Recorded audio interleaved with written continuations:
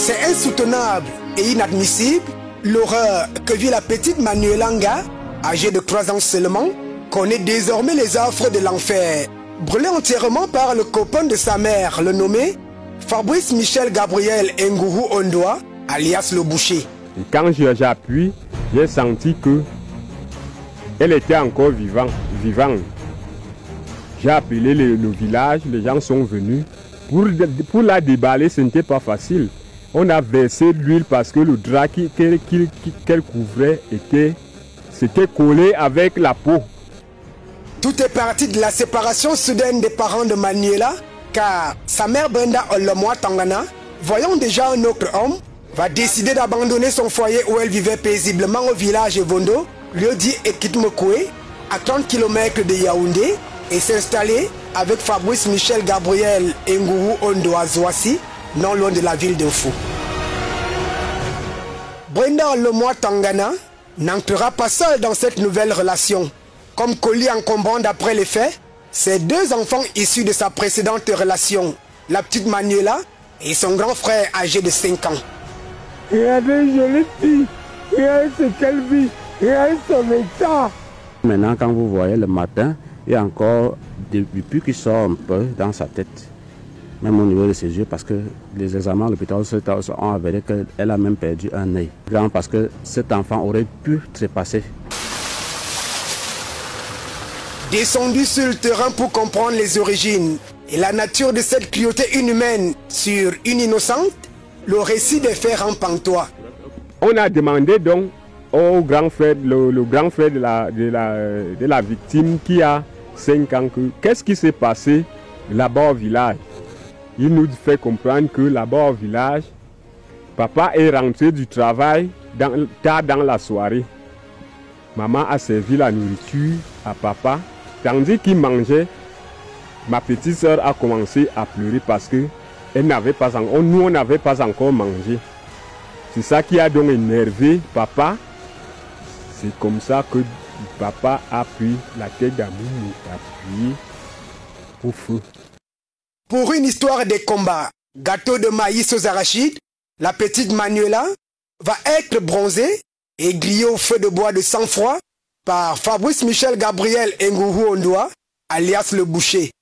Après le forfait, Brenda Olomoa va envelopper la petite Manuela dans un drap, quitter Zouassi où elle habitait et partir jeter la petite chez son père, au village Evondo, lieu dit Ekitmokwe, à une dizaine de kilomètres de Fou.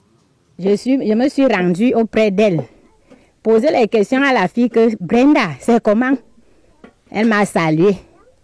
Pourquoi tu fais tout ce que tu fais? Tu finis de brûler l'enfant comme ça. Tu emballes cet enfant. La fille que toi tu avais mis au monde. Tu emballes cet enfant comme un paquet. Tu viens déposer. Est-ce que c'est normal ça? Une scène surréaliste où l'effroi est mêlé à l'émoi. Comme un noignon qui comporte de nombreuses couches, cette affaire va par ailleurs nous pousser à nous rendre à Zouassi, village d'Ngourou Ondoa, Gabriel Fabrice, après le village Evondo. Ici, la peur est perceptible aux yeux. Personne ne veut s'exprimer.